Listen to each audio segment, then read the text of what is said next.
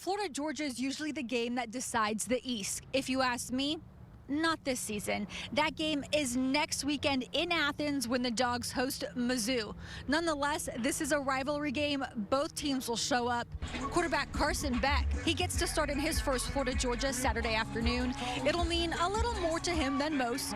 Beck's from Jacksonville. He played high school ball 19 miles from where I'm standing. Mandarin High School won a state title while he was there. This is a game he knows all too well. Beck's completing over 70% of his passes this season. He's thrown for over 2,000 yards. Head coach Kirby Smart was asked if Beck was acting any differently heading into the game, knowing it's Beck's homecoming. Smart said he didn't think so, adding he continues to work on the things that are going to give us a chance to win. And it'll be Beck's first game without his favorite target, tight end Brock Bowers. More on his absence and how it'll affect the game coming up at 11.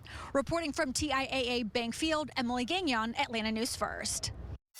What appeared to be an easy schedule when the season started has suddenly become a lot tougher starting tomorrow against the Gators. Over the next 4 weeks, Georgia will face Florida, Mizzou, Ole Miss, and Tennessee, and they'll do it without star Brock Bowers. There's no timeline for his return, but head coach Kirby Smart told us the tight end has been at walkthroughs and with the team at different times throughout the week.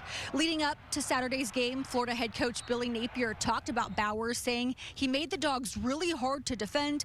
Ultimately, the matchups change, but, quote, they're not lacking for skilled players. They got them all positions, end quote.